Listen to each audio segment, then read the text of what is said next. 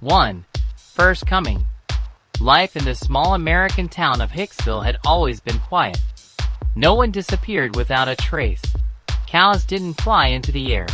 And the locals were sure that the strangest thing that could happen was if the supermarket ran out of discount waffles. But one night the Thompson family was awakened by a strange sound. What? Is that our neighbor Joe trying to build a jet tractor again? Mr. Thompson muttered, struggling to get his eyes open. No, dear. This time it's something serious, whispered Mrs. Thompson, looking out the window. And she was right. There was a real flying object right in their garden. It looked like a giant frying pan, only with neon lights and antennas. 3 figures emerged from it. Green, tall, with huge eyes, and, most importantly, with a suitcase. They knocked on the door. 2. Tense conversation. Mr. Thompson opened the door, trying to look like he wasn't at all surprised that the aliens had come to visit him. Good evening, the tallest alien said politely, as he opened his suitcase. We are representatives of the Galactic Corporation, Toll Plus, and we have a favorable offer for you. What? Thompson asked, looking at the suitcase full of intergalactic credits. We're buying your refrigerator. Are you out of your mind? The alien sighed. Alright, let's be honest. We need your refrigerator because we've invented state-of-the-art technology. We can travel light years, but we can't seem to invent a proper refrigeration system for food. We've tried. Honestly, but it spoils in 10 minutes. And your discount fridge has been working for 20 years. We need that technology. You don't have any technology. Thompson muttered. You even opened the door from the wrong side. The alien turned his head sharply, saw that his companions were still trying to get through the window, and waved irritably. So do we have a deal? 3. The kidnapping of the great refrigerator. Mr. Thompson was certain this was the worst nightmare of his life. Not because there were aliens standing in his house, but because they were offering money for the refrigerator instead of just kidnapping it like normal aliens. No, he said firmly, crossing his arms over his chest. This refrigerator is part of our family. The alien looked shocked. The refrigerator is part of your family? Yes. Mrs. Thompson stepped in.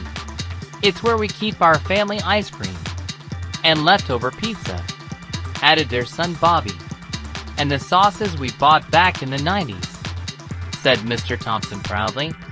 The aliens looked at each other. They weren't prepared for this turn of events. So you're refusing our offer? Cautiously clarified the alien.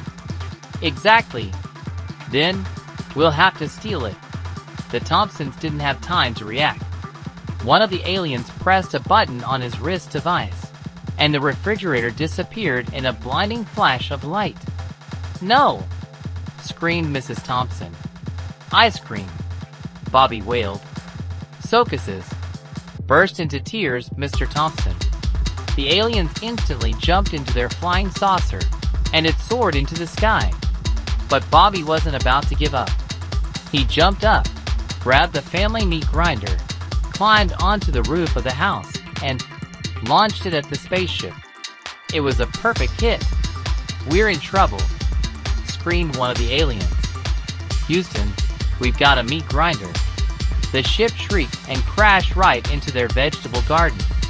The Thompsons looked at each other. Now let's win back our refrigerator. 4.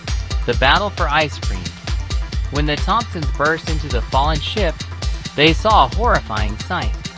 3 aliens were dancing around a refrigerator. Oh, great cold!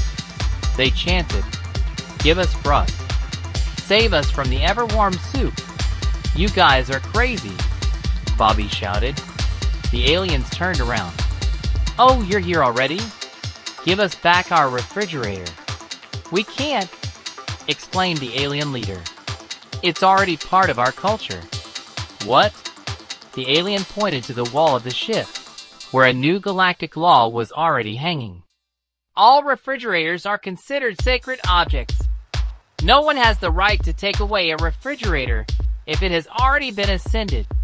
You've got to be kidding me, Mr. Thompson shouted. We are a civilization based on bureaucracy.